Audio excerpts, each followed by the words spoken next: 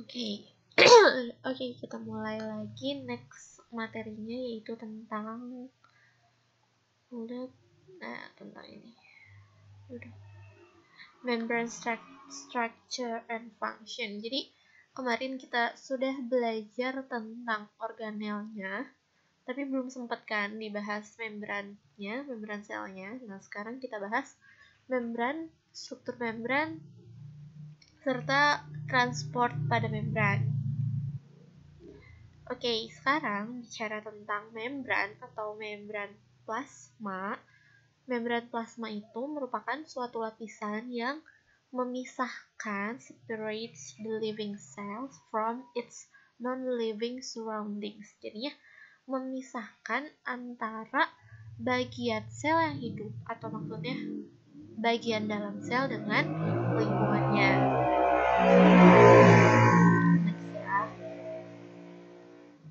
Nah, katanya plasma membran itu selective permeability. Maksudnya apa? Jadi si membran plasma ini dia memungkinkan untuk beberapa materi, beberapa molekul untuk lewat lebih gampang daripada yang lainnya. Jadi selective permeable-nya maksudnya apa? Jadi hanya molekul tertentu yang bisa lewat dengan mudah dari luar sel ke dalam sel maupun sebaliknya dari dalam sel ke luar sel. Lalu, katanya cellular membranes are fluid mosaic of lipids and proteins. Jadi katanya membran sel itu katanya fluid mosaic. Maksudnya apa? Jadi kayak cairan tapi dia mozaik yang terdiri dari lipids atau lemak dan protein. Di mana lipidnya ini terdiri dari fosfolipids. Merupakan bagian lipid yang paling banyak di membran plasma. Terus fosfolipid ini katanya amfifatik. Jadi dia tuh amfifatik tuh punya dua sifat, yaitu hidrofobik dan hidrofilik. Kalau yang hidrofobik berarti dia takut air. Contohnya tuh kayak minyak, ketika kita campur sama air kan dia nggak bisa bersatu, itu hidrofobik. Dan ada juga yang hidrofilik, yaitu yang suka air. The fluid mosaic model of membrane structure, katanya dikatakan mosaik itu karena di luarnya itu banyak various proteins, jadi banyak macam protein yang tertanam di membran sel itu. Nah, sekarang tentang fosfolipidnya, tadi kan udah dibahas, katanya paling banyak itu lipids yang terkandung di membran sel itu kan fosfolipid. Nah, ini dia fosfolipidnya, strukturnya dinamakan fosfolipid bilayer, di mana ada bagian yang hidrofilik, berarti hidrofilik itu yang suka air, dan ada yang hidrofobik. Jadi yang hidrofobiknya dia nyumput di sini, kaki-kakinya itu hidrofobik. Kalau diperbesar strukturnya kayak gini, di mana kepalanya ini ialah kepala fosfat, terus kaki-kakinya ini itu adalah asam lemak. Nah, katanya fosfolipid di plasma membran ini dia bisa berpindah, bisa bergerak. Bergeraknya pertama bisa antar kanan dan kiri, bisa juga antar atas dan bawah. Tapi yang paling sering itu ini, yang kanan kiri. Kalau ini penelitian katanya, dimana plasma membran ini ada proteinnya kan, di luarnya itu ada proteinnya. Nanti kita lihat strukturnya, ada protein integral, ada protein periferal. Nah, ilmuwan ini katanya mau coba ini. Ada dua sel, ada sel tikus sama sel manusia. Sel itu kan sama-sama punya membran sel. Nah, kemudian si sel ini, sel tikus sama sel manusia ini difusi atau digabungkan jadi hybrid cell. Nah, ternyata setelah digabungkan ternyata bisa, dan proteinnya jadi bercampur. Jadi maksudnya apa? Dari penelitian ini tuh menyatakan bahwa struktur membran itu sama semuanya, yaitu terdiri dari fosfolipid, terus ada 2 lapis, makanya fosfolipid layer, dan secara umum juga strukturnya sama, makanya antara sel tikus dengan sel manusia ini bisa digabungkan. Nah, ternyata ternyata hidrokarbon ini maksudnya si kaki-kakinya hydrocarbon tails in phospholipid itu ada 2 tipe. Yang pertama unsaturated hydrocarbon tails dan yang saturated. Jadi kalau yang unsaturated itu dia bengkok. Sementara yang saturatednya dia lurus. Gitu. Terus ternyata di dalam phospholipid bilayer ini beberapa ada steroid atau kolesterol. Terus kolesterol ini biasanya fungsinya untuk menstabilkan membran sel pada beberapa temperatur yang berbeda. Kadang juga kolesterol ini berfungsi untuk ngejaga fosfolipid ini biar nggak terlalu loncat-loncat. Nah, ini dia membran sel, makanya dikatakan sebagai mozaik cair atau fluid mozaik itu ya karena gini, di dalamnya itu strukturnya setelah kita lihat banyak macamnya, ada proteinnya, ada glikoprotein, ada glikolipid, jadi kayak mozaik.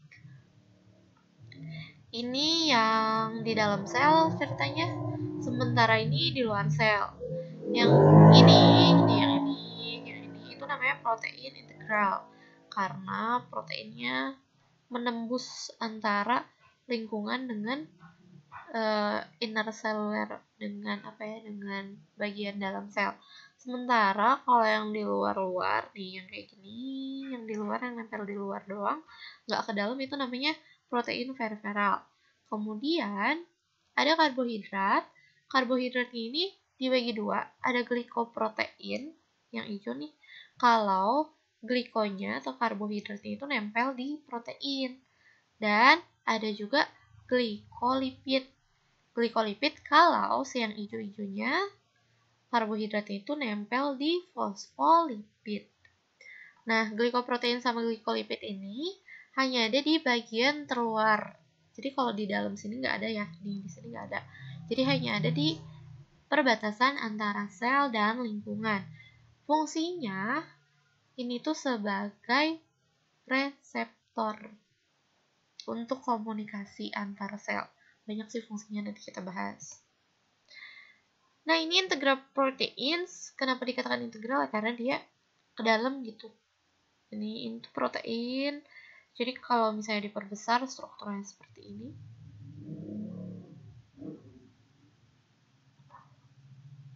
Kalau yang peripheral appendages, jadi hanya nempel di luar aja,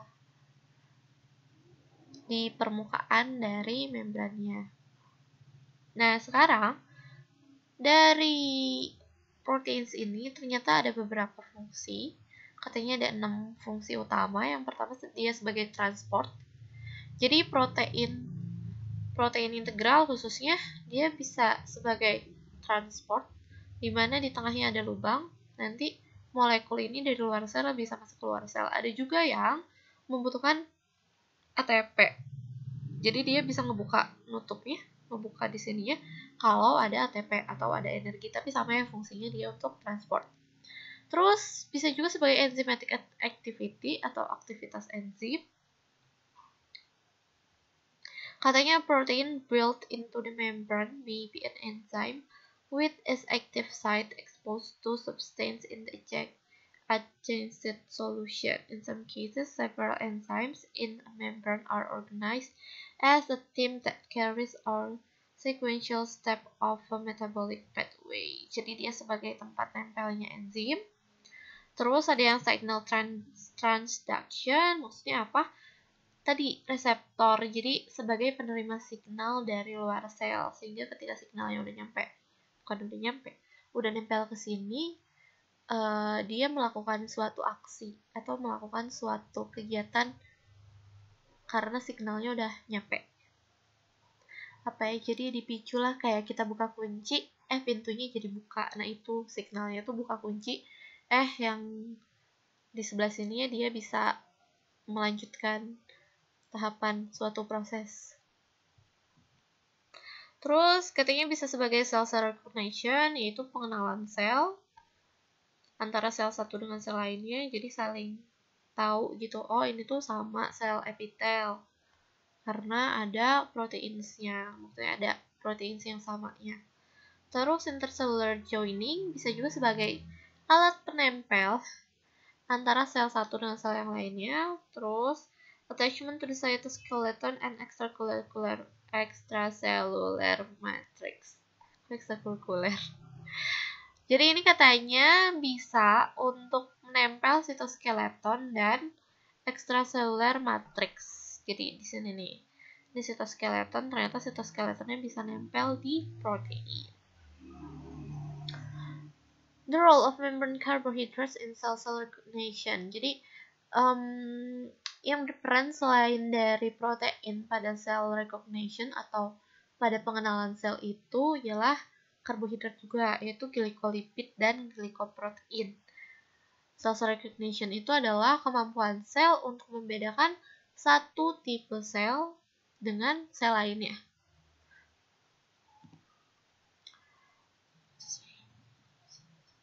Nah, ternyata yang memfasilitasi untuk cell recognition itu atau untuk memfasilitasi pengenalan antara sel itu adalah membran karbohidratnya, yaitu yang tadi glikolipid dan glikoprotein.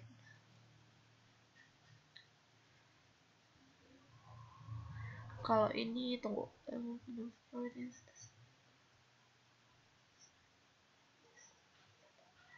membran itu punya permukaan dalam sama permukaan luar kan. Nah, karena membran itu kan dua lapis. Karena membran itu kan dua lapis kayak gini kan. Set. Nah, ini juga ke sini. Yang ini juga bisa ke sini. Nah, karena dia ada dua lapis, jadi katanya tuh dia memungkinkan untuk membuat suatu sistem endomembran. Kemarin udah dibahaskan. Jadi yang namanya kalau sistem endomembran, ini misalnya nukleus, terus ini RE, terus ini RE, terus ini badan Golgi, dimana semuanya kan ada membrannya, RE dan badan Golgi ini. Nah, membrannya itu strukturnya sama, yaitu phospholipid bilayer. Nah, ini adalah sistem endomembran, yaitu dari RE sama badan Golgi. Ininya. Nah, ini tuh kalau diperbesar yang ini itu merupakan phospholipid bilayer. Makanya kenapa dari vesicle badan Golgi ini bisa gabung, bisa bersatu sama membran luar sel di sini karena ya strukturnya sama gitu. Phospholipid bilayer. Terus kita masuk ke konsep selanjutnya, katanya struktur membran itu selective permeable, maksudnya apa? Hanya beberapa zat yang memungkinkan untuk keluar masuk dari membran itu. Makanya dikatakan selective. Hydrophobic molecules are lipid soluble and can pass through the membrane rapidly. Jadi katanya lipid yang kecil bisa melewati membran secara cepat. Kalau misalnya yang polar molecules itu nggak bisa melewati membran dengan cepat.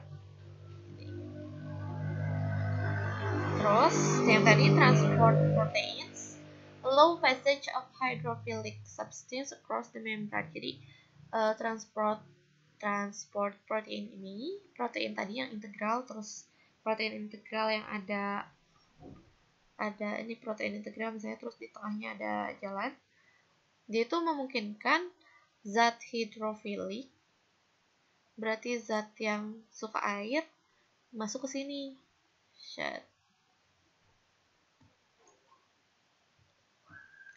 Nah, sekarang kita bicara tentang transport pada membran. Tadi kan udah dijelasin ya, kalau misalnya membran itu kan selective permeable, jadi hanya beberapa zat atau beberapa molekul yang bisa melewati keluar masuk membran secara bebas, tapi ada juga beberapa molekul yang harus difasilitasi oleh protein, jadi harus lewat protein, nggak bisa lewat fosfolipid.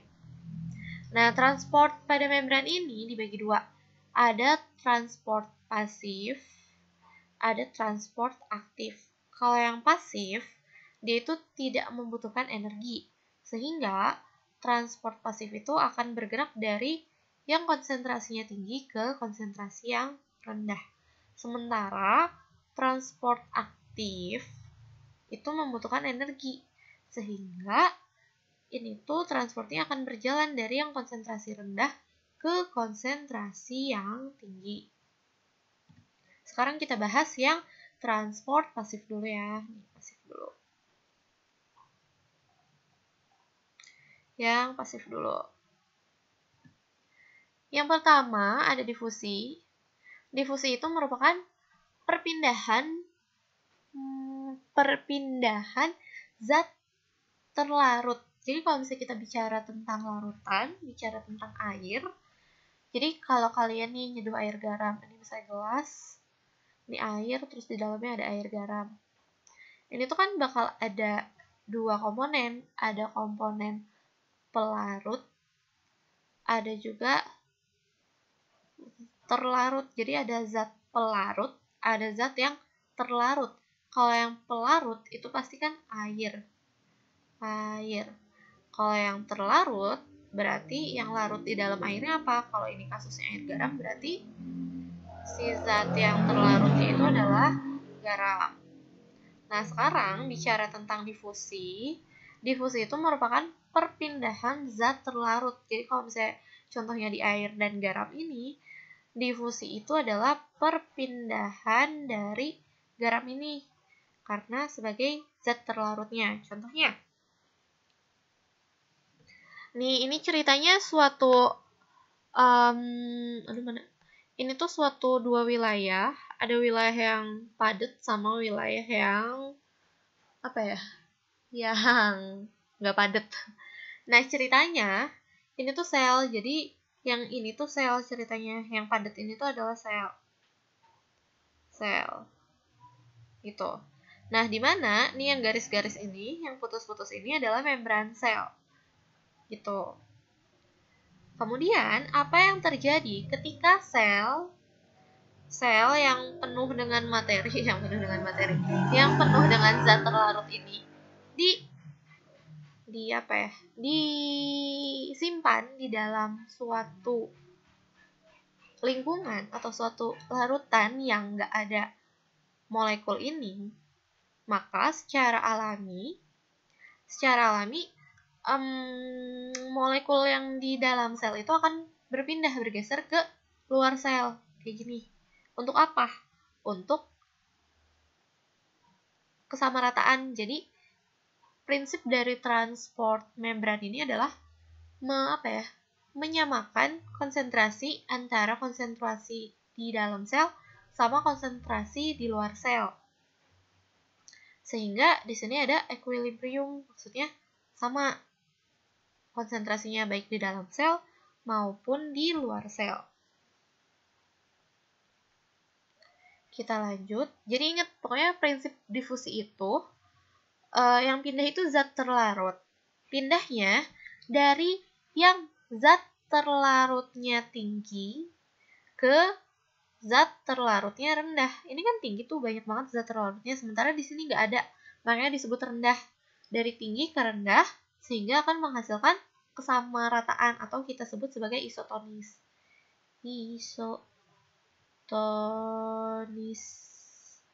Jadi udah seimbang lah konsentrasinya. Lanjut ya. Nah, ada juga difusi. Tadi itu kan cuma satu nih molekulesnya, type of molekulesnya. Sekarang ada dua. Yang ini mah, ini katanya sel. Ceritanya ini sel ya. Yang ini di lingkungan sel. Kalau yang tadi di lingkungan selnya kan polos-polos aja. Kalau sekarang ternyata di selnya ada zat terlarut, di lingkungan selnya pun ada zat terlarut. Jadi apa yang terjadi? Tiap jenis zat terlarut akan berdifusi. Jadi yang warna orange ini akan berdifusi ke sebelah sini. Terus yang warna ungunya pun akan berdifusi ke sebelah sini. Jadi saling melengkapi. Jadi intinya sama-sama pindah agar baik di kanan maupun di kiri yang kuning sama yang ungu sama gitu. Jumlahnya sama. Jadi isotonis. Jadi intinya difusi itu transport pasif karena di sini dia berpindahnya secara alami tanpa perlu ATP. Perpindahan zat terlarut dari konsentrasi yang tinggi ke konsentrasi yang rendah. Nah, tadi difusi.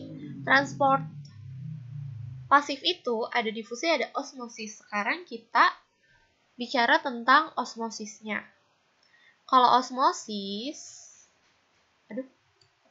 Kalau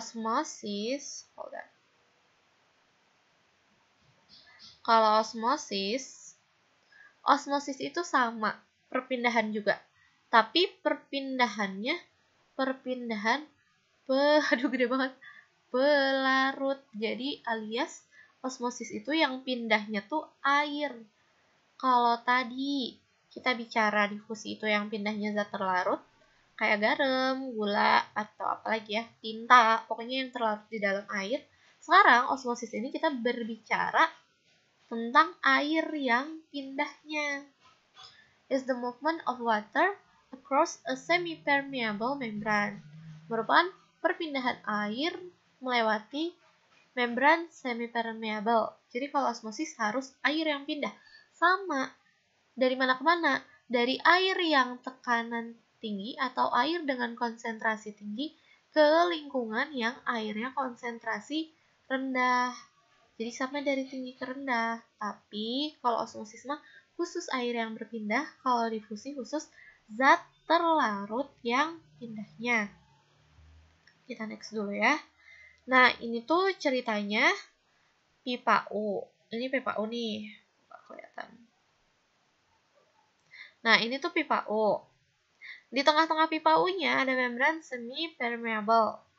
Selective permeable. Nah, ini tuh kan air, yang biru itu air.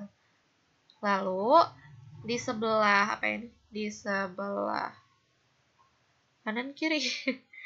Di sebelah ini kanan ya. Di sebelah kanan, ini di sebelah kiri. Nah, di sebelah kanan coba kita hitung molekul sugarnya. Low kan, katanya lower, berarti sedikit. Molekul sugarnya berarti dikit. Wow. Nah, ini katanya lower sugar. Kita hitung aja, ini cuma ada 1, 2, 3, 4, 5, 6. Cuma ada 6. Sementara di yang sebelah kiri kan dibatasi nih sama membran. Di sebelah kirinya higher, berarti konsentrasi sugarnya tinggi. Kita hitung tuh 2, 3, 4, 5, 6, 7, 8, 9, 10, 11, 12, 13. Ada 13. Oke. Nah, pada apa ya? Pada kasus osmosis, kita harus ingat sekarang osmosis, berarti yang pindah adalah air. Berarti yang pindah adalah yang biru-birunya, alias airnya. Gitu. Nah, ini tuh membran. Ketika ada ketika ada sel, terus ada lingkungan, di mana di sini perbedaan konsentrasi, yang ini rendah sugarnya, yang ini tinggi sugarnya. Tapi kan ini sugarnya. Sekarang kita pindahkan sudut pandangnya jadi ke airnya. Kalau yang sugarnya lower, berarti airnya itu tinggi. Sementara yang sugarnya tinggi, berarti airnya rendah. Intinya mah yang ini mah cawerang, jadi kan konsentrasi airnya tinggi. Kalau yang ini tuh kental, jadi konsentrasi airnya rendah. Nah, balik lagi ke konsep osmosis, di mana air itu berpindah dari konsentrasi tinggi ke konsentrasi rendah. Konsentrasi yang airnya tinggi ke konsentrasi yang airnya rendah. Sehingga apa yang didapat, air dari kanan akan berpindah ke kiri. Sehingga menyebabkan perbedaan tinggi permukaannya, karena air dari sini pindah ke sini. Untuk menyamakan konsentrasinya, jadi isotonis. Gitu. Bingung? Bingung nggak? Kalau misalnya bingung, kita bahas di kelas ya. Jadi, sambil ciriin mana yang bingung. Nah, sekarang tonicity. Itu tuh merupakan is the ability of solution to cause a cell to gain or lose water. Itu merupakan kemampuan suatu sel untuk mempertahankan atau tidak mempertahankan air. Terus punya peran penting, punya pengaruh penting pada sel yang nggak punya dinding sel. Jadi pengaruh pentingnya di sel hewan, karena sel tumbuhan kan punya dinding sel. If a solution is isotonic, kalau misalnya suatu larutan itu isotonik, katanya the concentration of solutes in the same as it is inside the cell. Jadi kalau dikatakan isotonik itu apa? Ketika lingkungan sel itu sama konsentrasinya sama di dalam sel. Jadi kalau misalnya ini lingkungan sel, ini gelas nih, terus ini ada sel.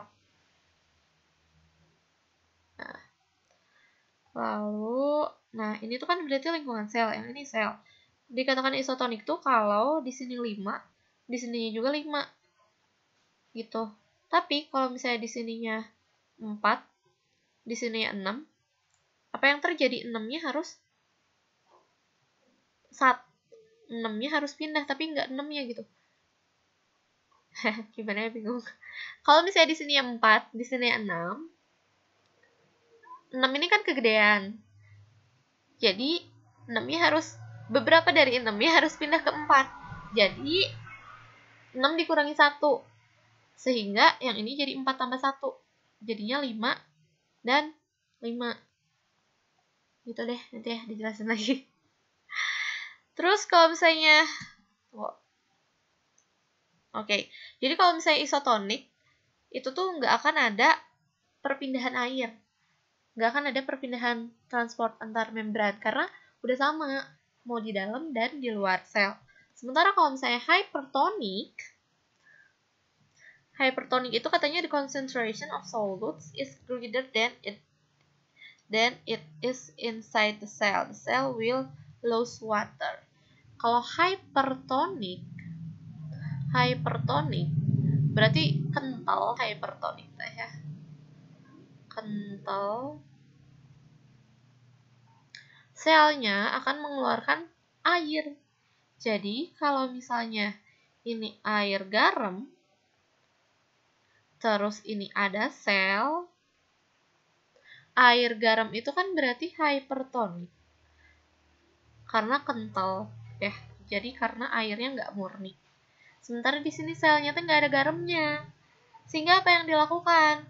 Agar isotonik, si air garam ini tuh harus diencerin. Diencerinnya pakai apa? Dengan cara si selnya mengeluarkan air keluar sini. Gitu. Sementara kalau hipotonik, berarti hipotonik itu adalah encer. Nah, kalau misalnya ini wadah, terus isinya air, terus ini ada sel darah. Ini sel darah. Apa yang terjadi?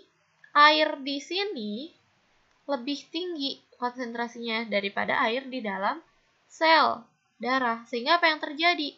Ingat, perpindahannya itu dari konsentrasi tinggi ke rendah, sehingga airnya dari lingkungan akan masuk ke Airnya dari lingkungan akan masuk ke sel darah merahnya, sehingga sel darah merahnya akan menggembung. Nanti harus dijelasin lagi ya. Nah, ini sih gambar jelasnya ya. Jadi kalau di sel hewan, animal cell, kalau hipotonik, tadi apa coba hipotonik? Hipotonik, hipo itu kan rendah. Berarti hipotonik teh keadaan cairan yang encer. Encer. Kalau encer berarti 100% di sini air kan. Nah, air di sini tuh tinggi. Air di sini, air di lingkungan akan lebih tinggi konsentrasinya dibandingkan air di dalam sel. Ini tuh sel darah merah. Sehingga apa yang terjadi? Air di dalam lingkungan akan berosmosis, akan masuk ke dalam sel. Jadi selnya lisis atau pecah. Terus, sekarang kita bandingkan yang isotonik. Kalau isotonik itu tadi keadaan seimbang di mana air di luar dengan air di dalam itu sama. Jadi H2O yang masuk sama H2O yang keluar itu sama. Seimbang. Sementara kalau di hypertonik itu berarti kental ya. Misalnya air garam. Nah, kalau kental apa yang terjadi? Berarti kalau di sininya kental, air di sini tuh lebih rendah daripada air di dalam sel. Sehingga apa yang terjadi? Air akan pindah dari konsentrasi tinggi ke konsentrasi rendah. Jadi airnya pindah ke luar sel. Gitu. Lanjut. Sampai ini mah. Nah, sekarang perbedaannya di sel tumbuhan. Di sel tumbuhan itu ada cell walls-nya atau ada dinding selnya. Jadi si dinding sel ini dia berfungsi untuk mempertahankan keseimbangan air. If a plant cell is turgid, kalau keadaannya turgid, it is in a hypotonic environment, it is very firm and healthy state in the most plant. Jadi kalau kalau tumbuhan itu keadaan stabil selnya itu, keadaan selnya bagus itu dikatakan dengan turgid. Kalau flaccid itu tuh nanti kita lihat gambarnya. Nah, ini ya gambarnya. Ini di sel tumbuhan. Di mana sel tumbuhan itu ada dinding selnya. Ini dinding sel nih, ini dinding sel, ini dinding sel. Sementara membran selnya yang mana? Ini membran selnya. Ini di sini, ini membran selnya di sini lah, nggak kelihatan dempet. Kalau misalnya dalam keadaan ini sebelumnya nih. Ini kan air nih. Airnya pindah dari luar ke dalam. Berarti yang tinggi konsentrasi airnya itu di luar kan. Di dalamnya rendah. Karena kan air itu berpindah dari yang konsentrasi tinggi ke konsentrasi rendah. Kalau suatu larutan konsentrasi airnya tinggi, berarti larutannya teh encer. Atau sama dengan hipotonik. Ya, kalau di sini flaccid itu keadaan biasa, keadaan agak sedikit peot tapi nggak terlalu peot. Itu flaccid itu ketika air di luar dan di dalam selnya itu sama. Terus kalau plasmolisis itu keadaan ketika kita identifikasi lagi air ini tuh nih si membran selnya mengkerut, tuh membran selnya mengkerut. Jadi hanya bertahan dinding selnya aja, ini membran selnya mengkerut. Air pindah dari dalam sel keluar. Jadi kesimpulannya yang ini konsentrasi airnya tinggi, di dalam sel konsentrasi airnya tinggi, di luar sel konsentrasi airnya rendah. Konsentrasi air rendah sama dengan larutannya teh kental. Jadi yang ininya hypertonik. Gitu. Ada beberapa difusitor fasilitasi, jadi beda dari tadi.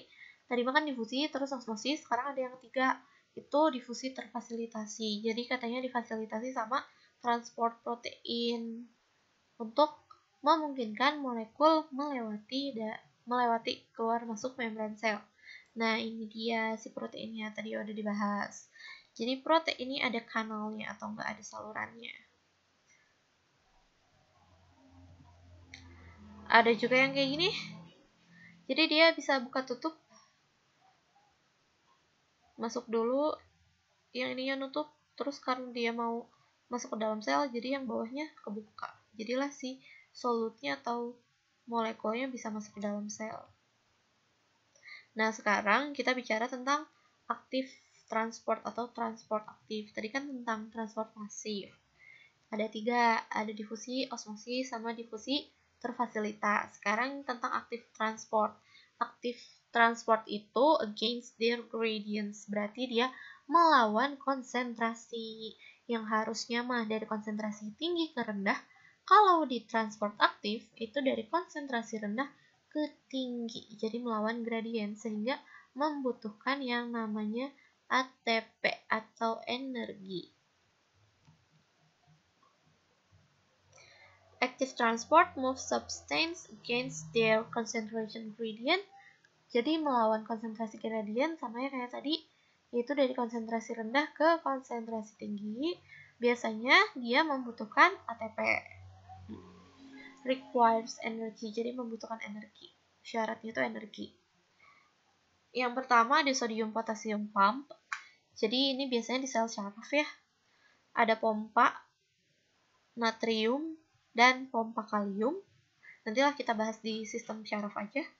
Dimana natrium sama kaliumnya kalau mau lewat sel, kalau mau keluar masuk dari sel itu harus membutuhkan ATP. Gitu.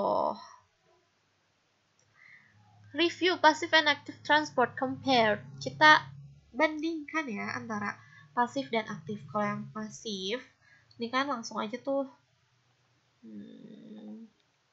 Nih, langsung aja bisa masuk. Ini juga bisa masuk. Ini pun bisa masuk. Difusi terfasilitasi. Jadi tinggal masuk aja. Tapi kalau dia aktif transport, syaratnya untuk masuk, molekul ini bisa masuk, yang kotak-kotak ini bisa masuk, itu harus ada ATP dulu nempel di proteinnya. Setelah ATP nempel di protein, barulah proteinnya mau ngebuka dan menutup jalur. Jadi ada karcisnya teh ATP. Kalau ini electrogenic pump is a transport protein that generates the voltage across the membrane. Nah, kalau ini mah sama transport juga, tapi dia ada ada voltage-nya atau ada muatannya ion yang negatif sama yang positif. Yang positifnya pindah ke sini. Sama membutuhkan ATP juga. Kalau ini mah active transport driven by a concentration gradient. Yang ini skip dulu aja ya, nggak apa-apa. Jadi intinya mah ATP-nya tuh di sini. ATP-nya tuh ke sini. H-nya masuk. Dengan H masuk ke sini, maka H di dalam ini dan sukrosa ini bisa keluar. Jadi prasyarat untuk keluarin sukrosanya teh harus pakai ATP dulu. ATP-nya harus bikin masuk si H-nya. Terus kalau H-nya ini H plus-nya udah masuk, bisa ngebawa si sukrosanya keluar.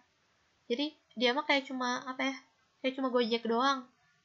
Gojek yang nganterin sukrosa keluar gitu. Nah, ini mah transport besar di plasma membran itu terdiri dari eksositosis dan endositosis. Kalau eksositosis itu membawa zat keluar dari sel, kalau endositosis ke dalam sel, bawa ke dalam, kalau ini bawa keluar. Eksositosis dia melewati vesikel. Kita lihat gambarnya. Kalau endositosis juga sama sih sebenarnya, lewat vesikel juga. Nah, ini nih. Endositosis dulu. Kalau endositosis berarti membawa sesuatu masuk ke dalam sel. Ini contohnya. Ini sesuatunya, foodnya, terus sama si selnya tuh, sama si membran selnya tuh dilindungi gitu, dilingkupi. Hold on. Nah ini tuh dilindungi gitu, terus lama-lama dia jadi membran di sini, dan akhirnya foodnya bisa dicerna sama food vakuola. Contohnya itu di amuba. Jadi amuba makannya tuh kayak gini. Jadi ini amubanya, ini bakteri nih yang batang. Jadi sama si amubanya bakterinya dilindungi gitu sama membran selnya. Terus lama-lama nanti mati deh bakterinya. Terus ada pinositosis. Kalau pinositosis biasanya lebih kecil. Molekul-molekulnya nggak sebesar food. Kecil-kecil, sama intinya dia dilindungi dulu sama membran. Terus nanti membrannya pluk, masuk deh ke dalam. Terus kalau ini mah reseptor mediated endocytosis, jadi harus ada reseptornya. Nih reseptor tuh ini, dimana yang tadi kata ibu bilang reseptor itu adalah glikoprotein atau enggak glikolipid. Jadi si ligannya atau materi atau molekul yang mau dimasukin ke selnya itu ditempelin dulu ke reseptor nih, nempel kan ke reseptor nih, nempel. Nanti ini juga nempel ke sini. Nah setelah reseptornya nempel sama ligannya sama molekulnya, ligan itu, nah barulah terjadi endositosis. Kayak gini deh. Udah deh, beres. Pusing nggak? Nggak apa-apa pusing, nanti kita bahas di kelas.